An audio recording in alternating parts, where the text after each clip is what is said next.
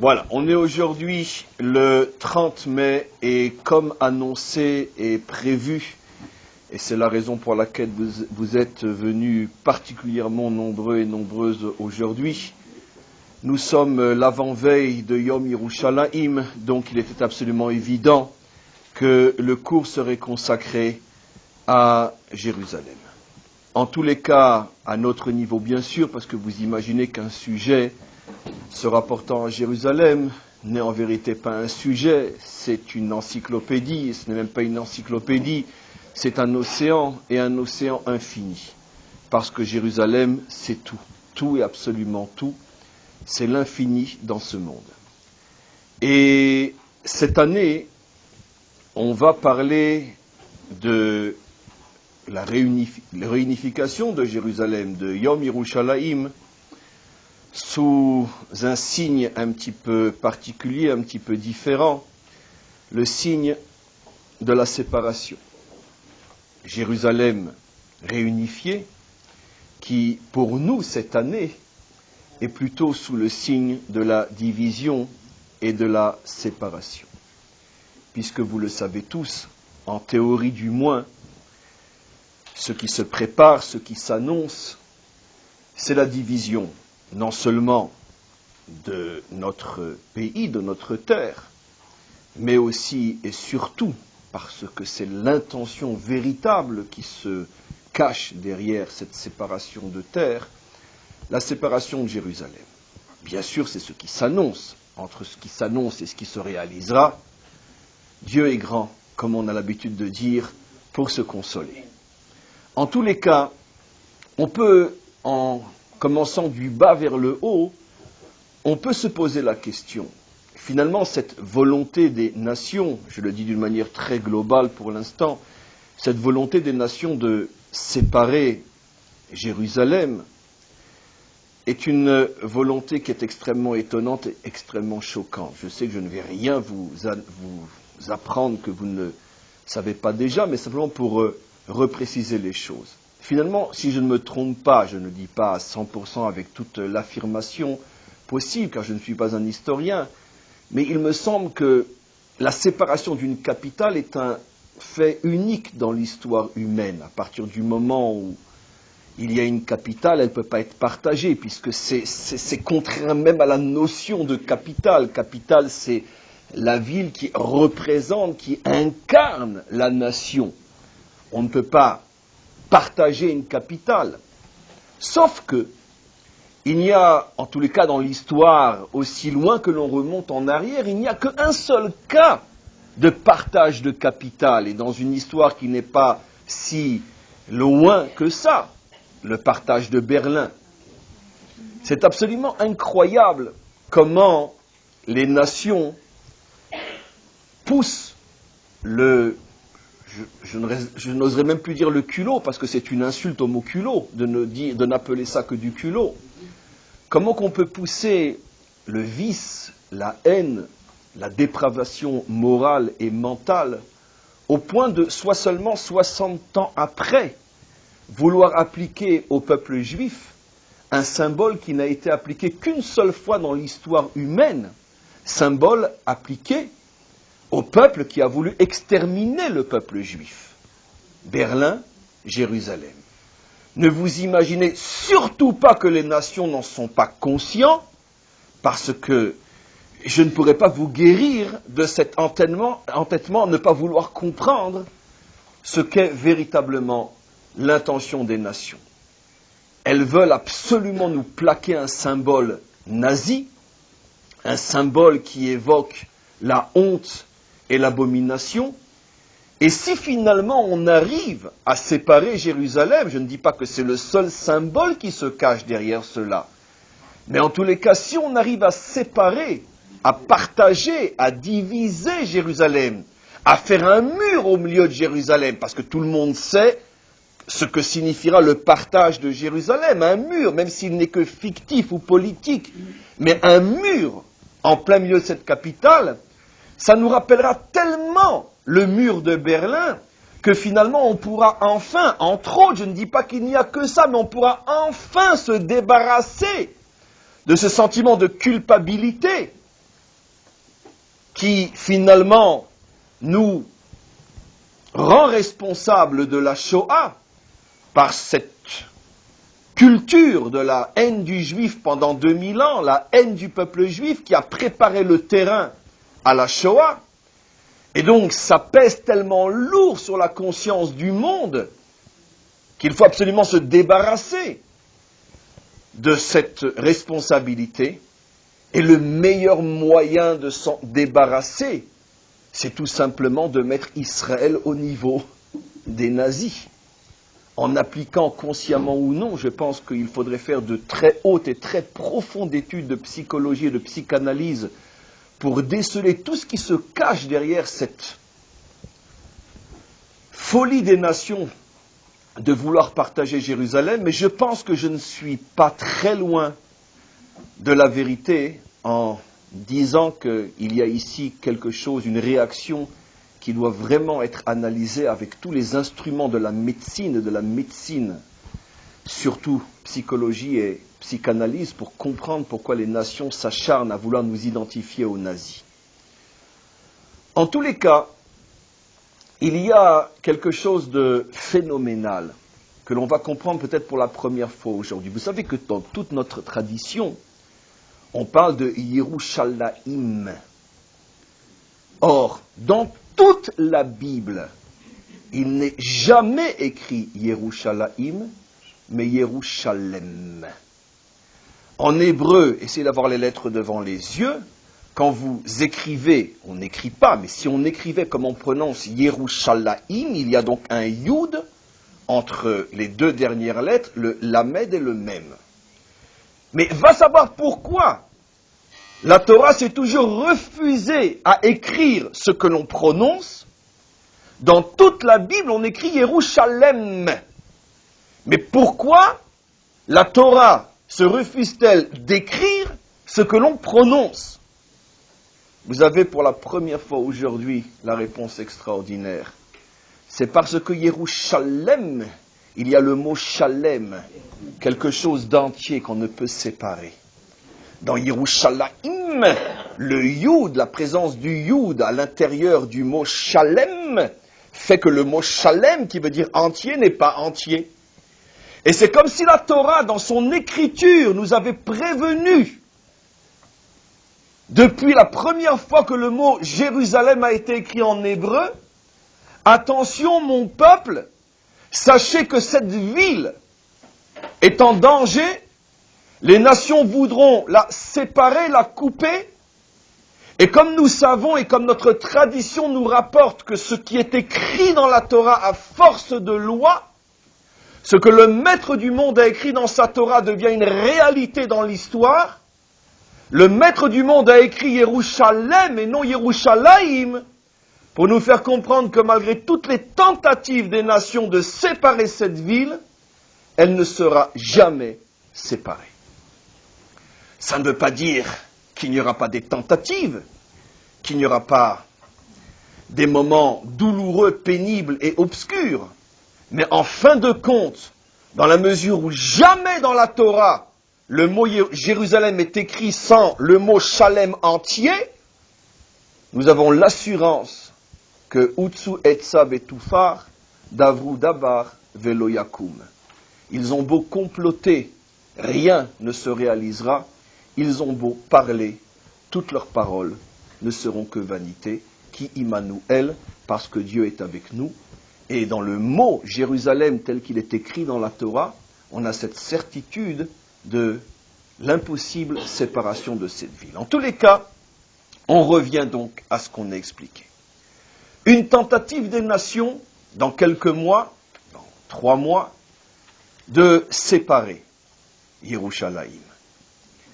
Ce qui est extraordinaire, c'est que cette tentative se produit en fin de notre dernier exil, à l'aube de notre délivrance, bien qu'on a déjà dépassé l'aube, à mon avis, on est déjà presque en train de voir le soleil pointer à l'horizon.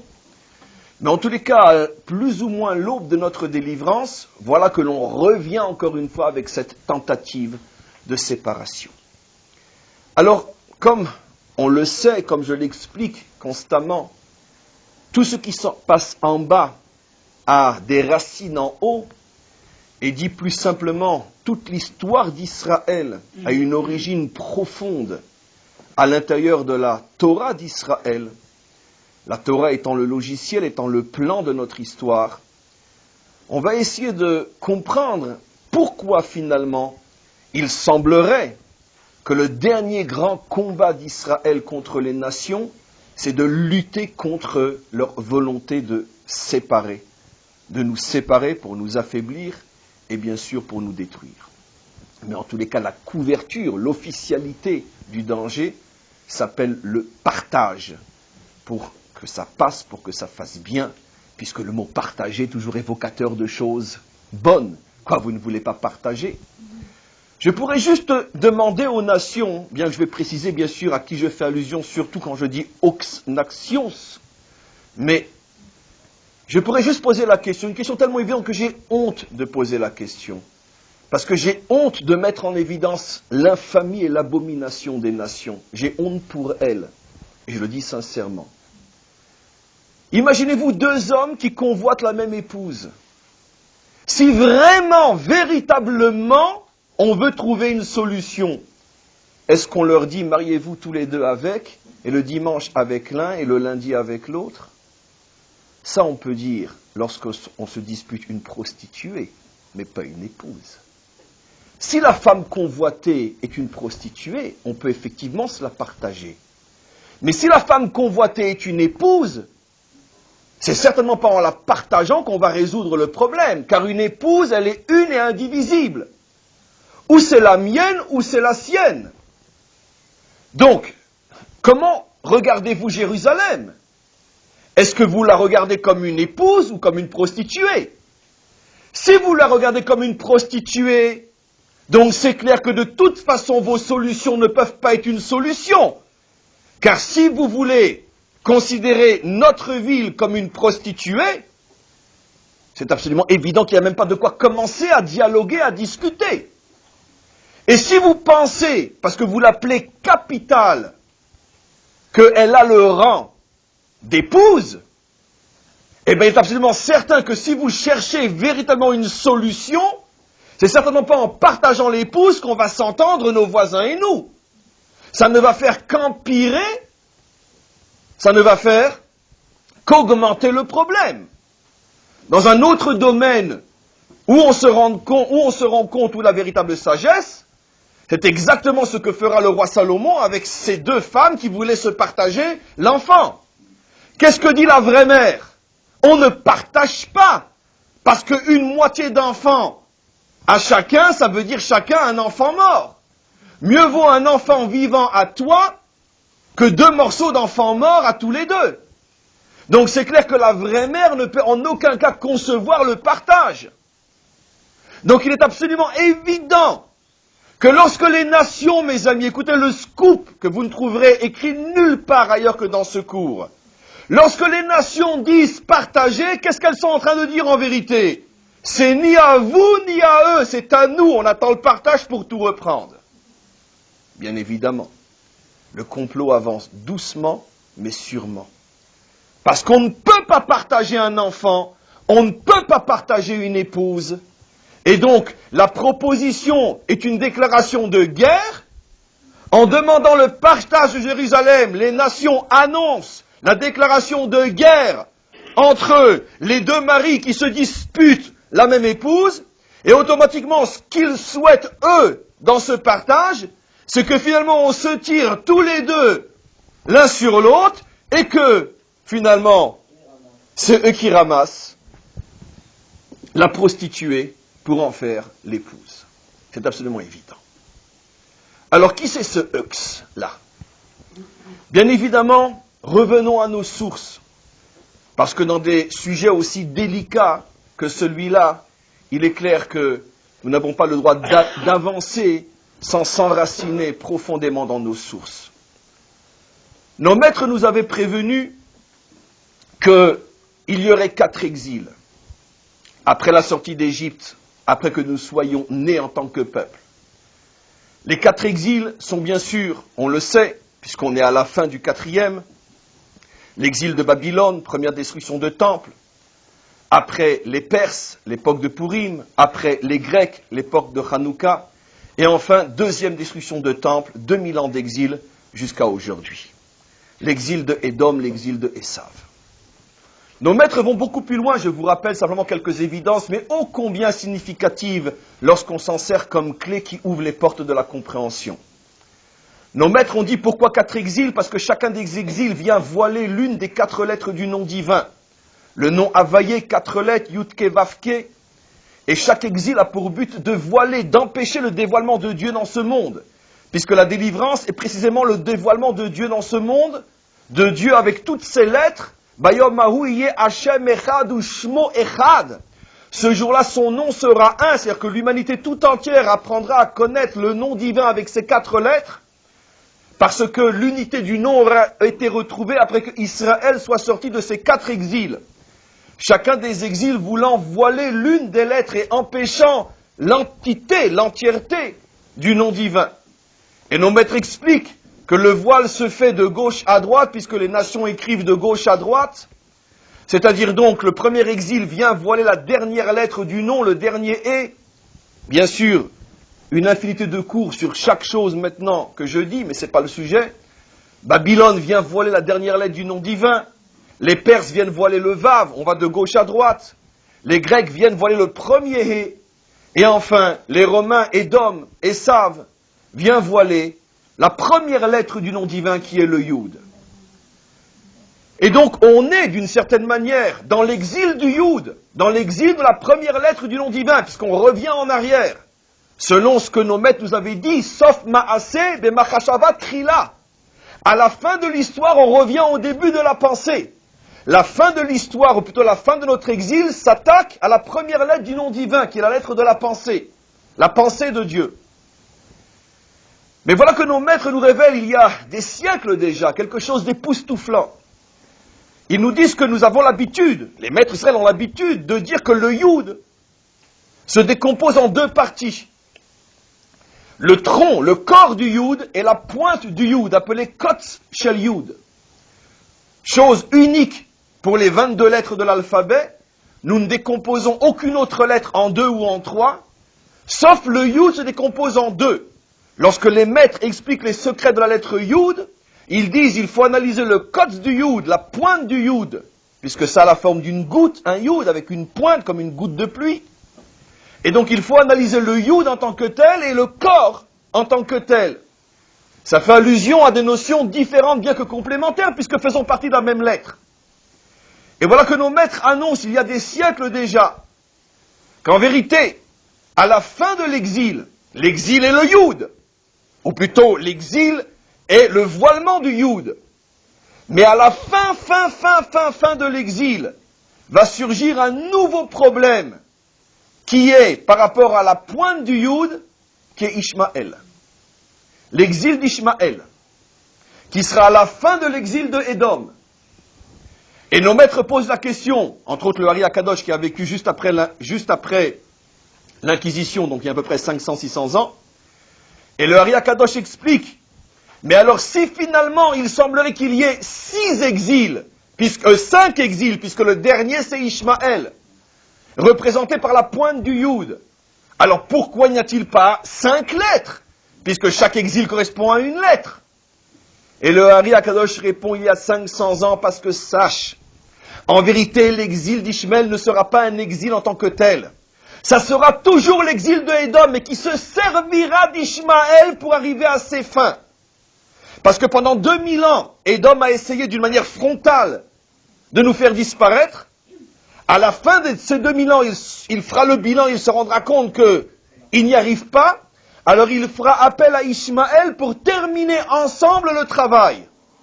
Et c'est la pointe du Yud. C'est la raison pour laquelle on parle d'une 5e dimension, mais on reste avec 4 lettres. Pour bien nous mettre en garde et nous faire comprendre que sans Édom qui est derrière Ishmaël, Ishmaël ne pourrait rien contre nous. Il n'aurait même pas la volonté de faire quoi que ce soit. Celui qui entretient le conflit matériellement avec des millions et des millions d'euros, politiquement, moralement, spirituellement, pressement parlant, dans la presse, etc., dans tous les canaux possibles et inimaginables pour faire vivre ou revivre ou survivre celui qui n'a aucune vie de par lui-même, c'est Édom qui est derrière. Ce qui veut dire qu'en vérité, ceux qui veulent partager Jérusalem, ce n'est pas Ishmaël, c'est Édom. Édom veut partager Jérusalem. Pourquoi je vous ai révélé le secret? C'est si simplement dit, mais si justement dit, parce que tout le monde a compris qu'on ne peut partager, on ne peut pas partager l'impartageable, donc on est en train de préparer un conflit comme jamais entre Ishmaël et nous, et eux espèrent que de ce conflit, c'est eux qui sortiront vainqueurs et qu'ils pourront enfin prendre Jérusalem et en faire la capitale spirituelle de Édom. C'est ce qu'ils veulent. C'est pour ça que nous ne nous trompons pas d'ennemis. On comprend maintenant cette volonté acharnée. C'est vrai, je précise, s'il vous plaît. C'est vrai, je précise, en allant très très vite car le sujet est trop délicat et il me pèse et il me fait mal d'en parler. C'est vrai que n'oublions pas que si nous construisons à partir des signes bibliques ou de la symbolique biblique, n'oublions pas qu'au départ, Ésav est juif. N'oublions pas qu'au départ, Ésav a un père et une mère juive. Ce qui veut dire, traduit dans l'histoire, que le Ésav extérieur ne peut véritablement mener son combat contre Yaakov qu'à la condition qu'il soit aidé aussi par un Ésav juif. Et c'est la raison pour laquelle nous voyons avec effroi, il y a même peut-être plus de place dans le cœur lorsqu'il explose en 1000 morceaux, lorsque nous voyons nos frères aller encore plus vite que Édom pour se précipiter de séparer Jérusalem. C'est comme s'ils mettaient dans leur bouche ce qu'il faut faire. Comment ça peut venir de juifs? La Torah nous a prévenus. Ésav n'est pas quelqu'un qui vient de l'extérieur. Ésav se construit de l'intérieur vers l'extérieur. Il est d'abord juif et après il quitte Israël. Mais au niveau de la symbolique, il y a une union permanente entre le Ésav extérieur et le Ésav intérieur. Et plus encore, le Ésav extérieur se sert du Ésav intérieur pour dire, mais vous voyez, même si chez vous, les choses sont dites de cette manière-là, qu'est-ce que vous voulez de nous? On ne fait que aller selon une de vos tendances. On ne va pas contre vous, on choisit l'une de vos tendances. Mais ce que nous savons, nous, enfants de Yaakov, c'est que nous portons dans notre sein, malheureusement, une partie de Ésav qui fait pour Ésav le travail, mais de l'intérieur. Je n'oserais pas dire une cinquième colonne, car c'est déjà trop péjoratif, mais consciemment ou non, c'est ce qui se passe.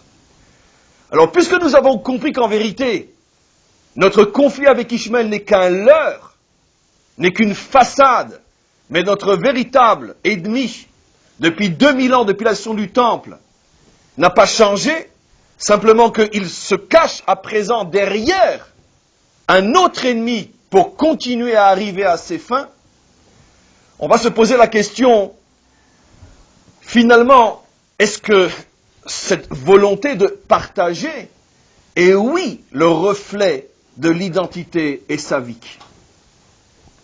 Et oui, je vais vous apporter quelques points essentiels de compréhension pour que vous compreniez, pour que nous comprenions, et surtout pour que nous profitions peut-être de ce Yom Yerushalayim, qui est le dernier avant ce qu'il prépare, peut-être pour mieux comprendre dans quelle situation nous nous trouvons, ne pas prendre à la légère le problème, et peut-être que chacun prendra sur soi de véritablement à son niveau, essayer de faire ce qu'il faut faire, ne serait-ce que par un renforcement moral et spirituel, pour minimiser la force de ce qui se dresse contre nous. Et j'explique. J'ai fait remarquer dans un autre cours il n'y a pas longtemps, et je crois ici aussi, que le dernier exil avait portait une différence fondamentale par rapport à tous les autres, les trois autres, même si je rajoute aussi le tout premier avant que nous soyons un peuple qui est la descente en Égypte, c'est que c'est le seul exil qui arrive à nous disperser, qui ne s'est construit que sur la dispersion d'Israël. En Égypte, nous étions tous ensemble au même endroit. En Babylonie, nous étions tous ensemble au même endroit. En Perse et en Grèce, ou plutôt contre les Perses et les Grecs, nous étions tous ensemble au même endroit.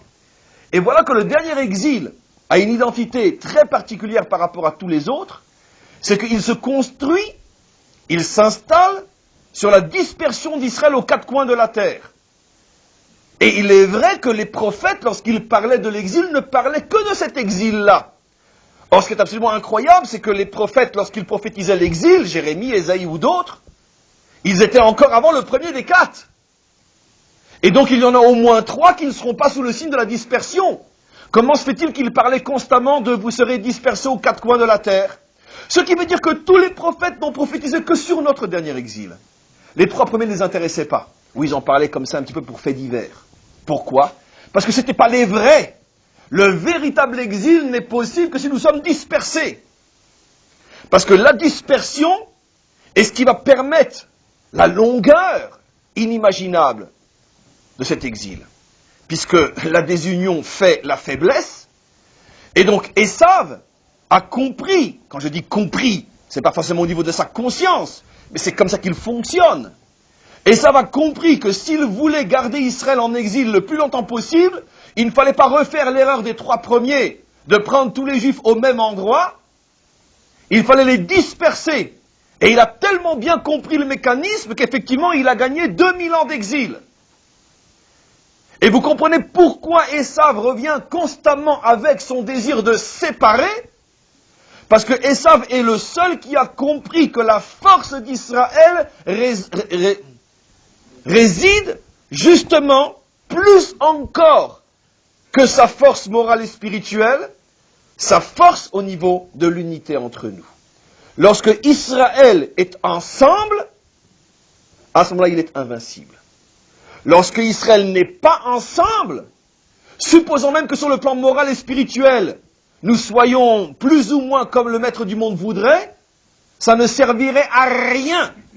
Et comme je le dis toujours et toujours et toujours, et ça ne concerne pas nous, mais comme le cours dépasse nous, alors je le répète, l'erreur terrible, terrible, de ceux qui ont dit ou qui continuent à dire que la délivrance dépend du fait que partout dans le monde, les Juifs reviennent à la Torah, et c'est à ce moment-là que le Mashiach viendra et qu'on reviendra sur notre terre, c'est une erreur fondamentale qui frise le criminel, en ce sens qu'elle prolonge nos souffrances, parce que c'est le contraire qui est vrai.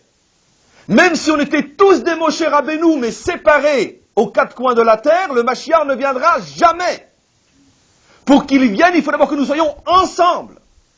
Et après, nous nous reconstruisons aussi, et bien sûr, moralement et spirituellement. Mais tant que nous ne sommes pas ensemble, maintenant, pourquoi ça se précipite, le désir de la nation de nous séparer? Parce que, mes amis, nous avons un principe fondamental dans la Torah. Le tout commence à partir de la majorité. Le regard de la Torah, c'est un regard selon la majorité. Si la majorité est ensemble, c'est comme si tout le monde était ensemble. Nous sommes seulement à quelques petites années d'une majorité de Juifs en Israël. Ce qui veut dire que dès que nous serons, il faut que personne ne l'entend, dès que nous serons une majorité de Juifs en Israël, c'est plus possible de freiner le processus. Impossible. Parce que nous avons retrouvé la force, et dans ce cas-là, c'est fini. Et les nations, le génie des nations le sent, qu'Israël est en train d'échapper à l'exil. Ne serait-ce que quantitativement, parce qu'il y a de plus en plus de Juifs qui reviennent. Et dès qu'on sera aux Juifs, vous imaginez le Juif qui descend la passerelle, et qui est le Juif en plus qui fait la majorité, il a sauvé le monde. Vous imaginez? Vous imaginez? Si on le connaît, on lui donne 100 millions d'euros. Et on n'a pas suffisamment d'argent pour le remercier. Le premier qui vient, qui fait de nous la majorité ici, a sauvé le monde. Pas seulement Israël, parce que la délivrance, c'est la délivrance du monde. Vous imaginez pourquoi c'est important? Vous imaginez, je sais que je n'arrête pas de le répéter en ce moment, mais je ne le fais pas exprès. Vous imaginez comment le cœur explose de larmes pour tous ces Juifs qui n'ont pas encore compris comment et combien ils sont responsables de nos souffrances en restant encore là où ils sont? Parce que c'est eux qu'on attend pour retrouver ici la majorité, Et cette majorité qui nous sauvera. Donc qu'est-ce qui se passe? Le génie des nations comprend qu'Israël est en train de sortir de son exil par une majorité revenue. Et il essaye de stopper. Et qu'est-ce qu'il fait? Séparer le pays, séparer Jérusalem, vite. Parce que c'est la force de Esav, la séparation. Mais on va aller plus loin encore dans nos sources. Quand Daniel a vu, sous la forme de la statue, tous les exils d'Israël, il a vu la tête en or, Babylone. Il a vu le tronc en argent, la Perse. Il a vu le bas du ventre en cuivre, les Grecs. Et il a vu après les jambes en fer. Et les pieds en fer et en argile. Le mélange. Fer et argile. Or, le fer et argile, ça ne va pas ensemble. Alors nos maîtres expliquent exactement ce que le Hari Akadosh, il y a seulement 500 ans, disait. Babylone, Perse, Grèce, Rome, et à la fin on arrive au pied. Il y a le fer, Rome, et l'argile, Ishmaël. Bien sûr. La terre. Parce que le problème d'Ishmaël, c'est le problème de la terre. Il convoite la terre. Il ne convoite pas notre foi. Il convoite la terre. Ce mélange de fer et d'argile est le symbole de cette fin d'exil où il y a ce mélange. Mais ce mélange qui est en vérité aussi une séparation, parce que nos maîtres disent, mais le fer et l'argile ne se mélangent pas. Ce qui veut dire qu'en vérité, il y a une sorte de volonté d'unir ce qui ne peut pas s'unir pour être contre Israël, mais fondamentalement, cette union est vouée à la séparation, parce que dans son essence, Esav est l'idéologie de la séparation. C'est extraordinaire, mes amis, tenez-vous bien. Tenez-vous bien. Lorsque Yaakov s'apprête à rencontrer Esav, après 22 ans de séparation, lorsqu'il était chez son beau-père, et qu'il entend Esav venir contre lui, qu'est-ce qu'il dit? Il faut séparer. Séparer le camp en deux camps. Tiens, pourquoi Yaakov sépare à la venue de Esav? Parce que Yaakov est en train de nous montrer ce qu'est le combat contre Esav. Esav veut séparer. N'oublions pas ce que nous ont dit nos maîtres. Maaseh avot siman banim. Le comportement des pères d'Israël est une allusion à ce que sera l'histoire des enfants. Lorsque Esav vient, dans quelle situation il trouve Yaakov? Séparé. Pourquoi? Vayichatsu, chetzi, partage. Il sépare. Et pourquoi il sépare? Parce que c'est toute l'idéologie de Esav, la séparation. On sépare. Parce que Esav a compris que seule la séparation est le garant de l'exil. La délivrance étant sous le signe de l'unité. Bayomaoui Hashem Echad. Ce jour-là, Dieu sera un. Comprenez bien maintenant ce que je veux dire. Et je précise que quand je dis ce genre de choses, je n'ai pas besoin, vous me connaissez, sinon vous ne me supporteriez plus depuis longtemps, que je ne vise personne en particulier, ni même des groupes, ni même des religions particulières. Je reste dans, et volontairement parce que c'est vrai, dans le général, dans la vérité, que j'espère présenter de manière absolue.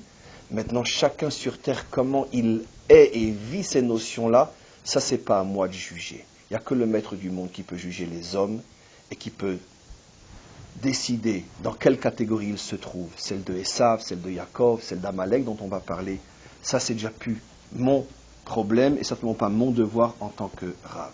Par contre, mon devoir en tant que Rav, c'est un devoir de savant d'exposer devant vous les règles qui permettent de comprendre l'histoire et l'existence. Après cette parenthèse importante, vous comprendrez pourquoi je l'ai faite, je continue. C'est extraordinaire. Si les nations savaient combien ce que nos maîtres avaient dit est vrai, et qu'est-ce qu'ils avaient dit? que le maître du monde se sert des nations, aussi de nous, des nations, là j'inclus tout, pour faire passer des messages dans son monde. Ça veut dire, regarde l'histoire et tu comprendras quel est le message. C'est l'une des raisons fondamentales pour laquelle le monde a été créé avec la parole, ce qui est bien sûr une aberration, Dieu ne parle pas, mais c'est une métaphore pour nous faire comprendre que la création sont des messages. Quand je parle, je transmets. Dieu, dans son monde, transmet, il parle. Et il se sert des symboles au niveau des nations pour transmettre les messages les plus forts. Et maintenant, regardez. 7 ou 6 jours de création. Le 7e, c'est la cessation, le Shabbat. 6 jours de création qui sont donc les 6 jours qui incarnent l'œuvre, l'action, l'histoire. Chaque jour, il est dit Yom Sheni, Yom Shlishi, Yom Revi, Yom, etc. Selon la syntaxe et la grammaire hébraïque, tout le monde sait que le premier jour aurait dû se terminer par l'expression Yom Rishon. Or, il est marqué Yom Echad. Grave erreur grammaticale. On est tous passés par l'Ulpan. Si on avait eu un exercice et qu'on avait écrit Yom Echad au lieu de Yom Rishon, on aurait eu à cet endroit-là 0. Parce que c'est une grave faute grammaticale. Or, comme il est clair que le bon Dieu sait parler et écrire l'hébreu, il y a donc forcément une raison, vous le savez depuis le temps que je vous le dis, toute anomalie dans la Torah est une porte sur un message. C'est la manière, on peut dire, pédagogique dont a le maître du monde pour susciter notre attention. Attention, il y a une erreur, mais qu'est-ce que tu veux dire alors? Yom Echad au lieu de Yom Rishon. Nos maîtres disent parce que le premier jour de la création est sous le signe de l'unité. Sous le signe du Echad, où Dieu était un avec son monde. C'est-à-dire que Dieu a inscrit le principe de l'unité dès le premier jour de la création. Ce qui veut dire que le premier jour de la création incarne l'histoire qui cherche l'un, qui cherche l'humanité. Le deuxième jour, à la différence de tous les autres jours, il n'est pas dit à la fin du jour que Dieu a vu que ce qu'il avait fait était bon. Ce n'est pas marqué. Nos maîtres s'étonnent pourquoi le premier jour est bon, le troisième jour est bon, le quatrième jour est bon, le sixième est super bon, Tov Me'od. Pourquoi le deuxième n'est rien, pas bon? Pas marqué mauvais, pas bon. Nos maîtres disent parce que le deuxième jour a eu lieu pour la première fois la séparation entre les eaux d'en haut et les eaux d'en bas. Le premier jour était sous le signe de l'unité. Le deuxième jour était sous le signe de la séparation. Je tiens fort ma chaise et je vous conseille de la tenir très fort aussi. Et si seulement j'arrive à vous transmettre le centième de ce que je ressens et vibre quand je dis ce que je suis en train de dire, vous ne trouvez pas stupéfiant que le premier jour de la semaine juive est le premier jour de la semaine sous le signe de l'unité, et le premier jour de la semaine de Esav est le deuxième jour sous le signe de la séparation. Nous commençons la semaine, le jour qui est appelé Yom Echad. Ils commencent la semaine, le jour où il n'y a pas marqué Kitov, parce que c'est le jour de la séparation. C'est incroyable.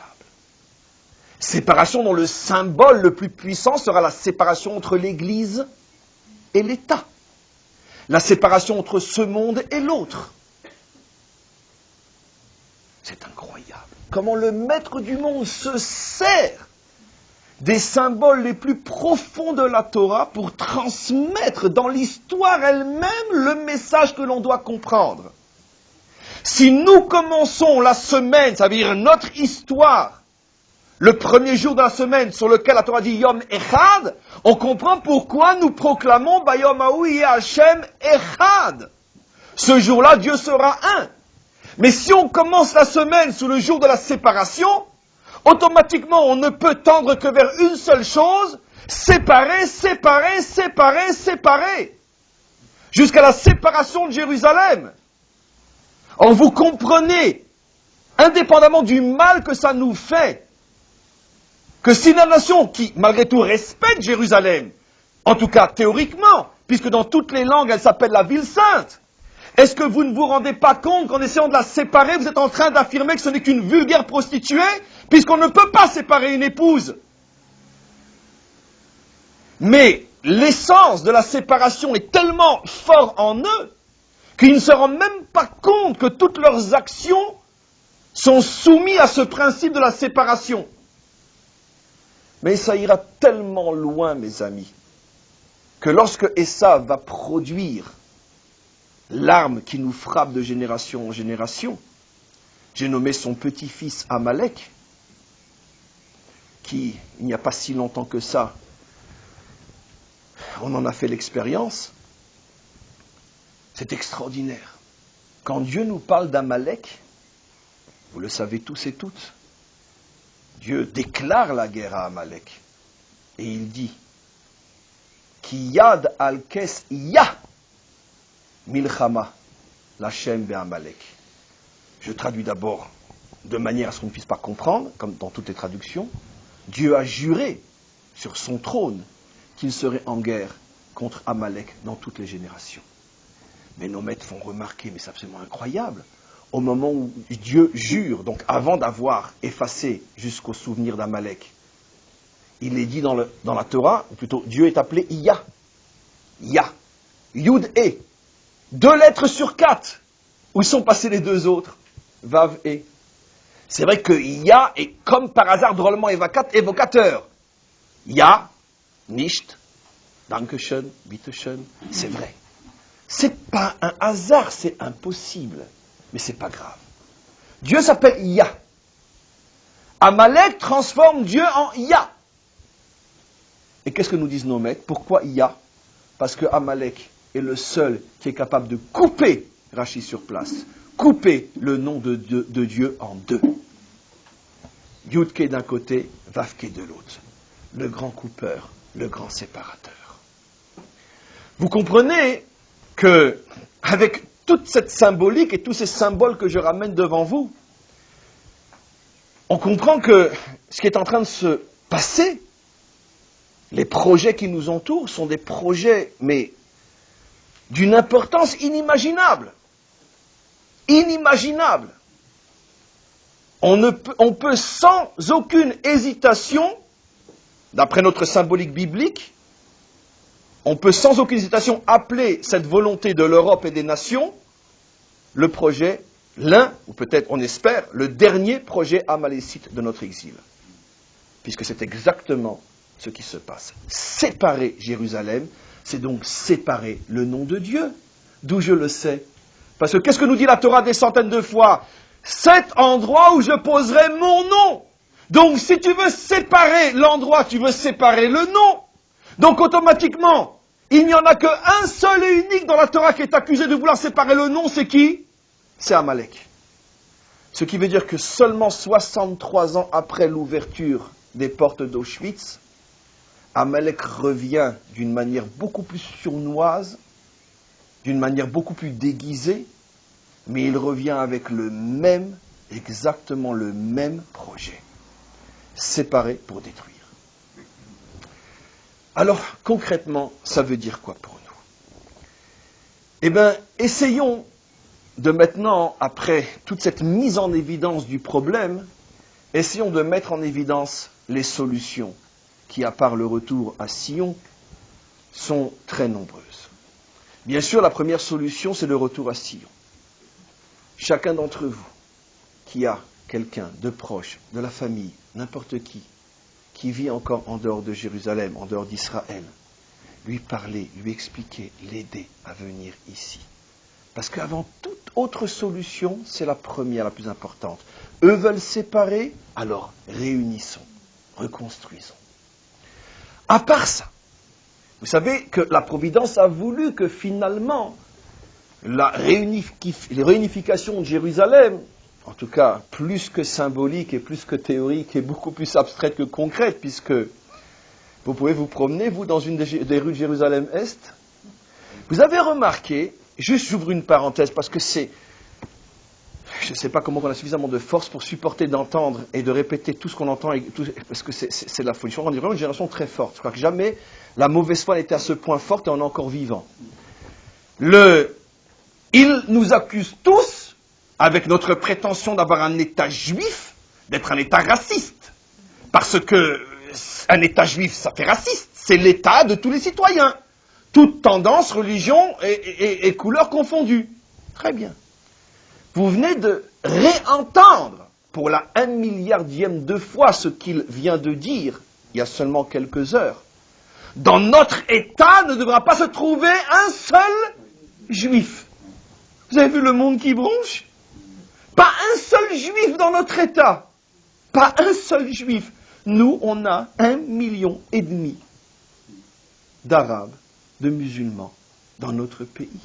Et qu'il y en ait un, je parle des Arabes israéliens, qu'il y en ait un qui ouvre la bouche et qui apporte des preuves qu'il y a du racisme, qu'il est maltraité ou tout ce que... Puisqu'on sait que c'est exactement le contraire qui est vrai. On aura toujours tendance, nous les Juifs, à vouloir en faire trop plutôt que d'être accusés de ne pas en faire assez.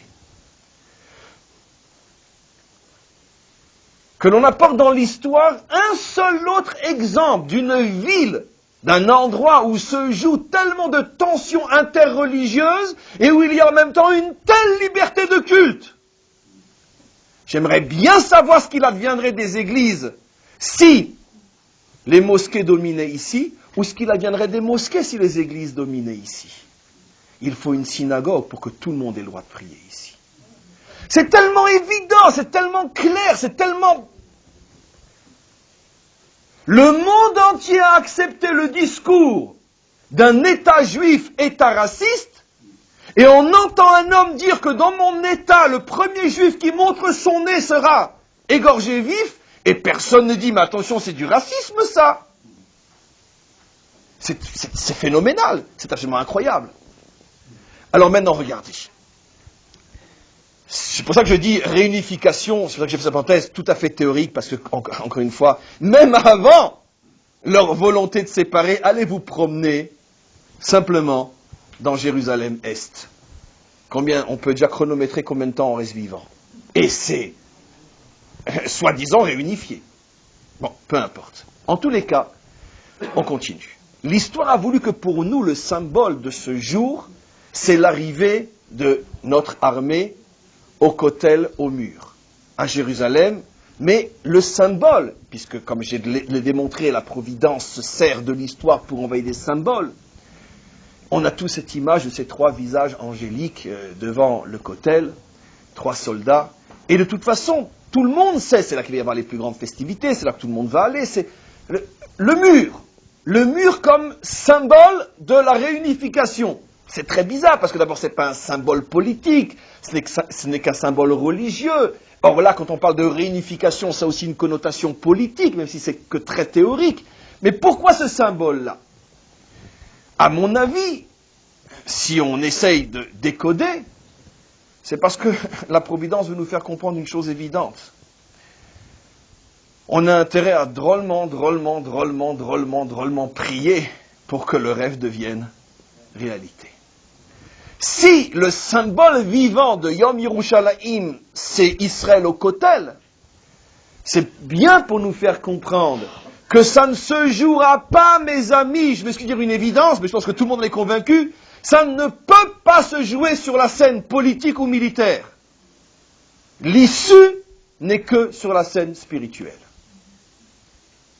C'est-à-dire que, je ne dis pas que dans tous les domaines, ça passe surtout par la scène spirituelle, mais s'il y a bien un problème, un conflit qui n'a strictement aucune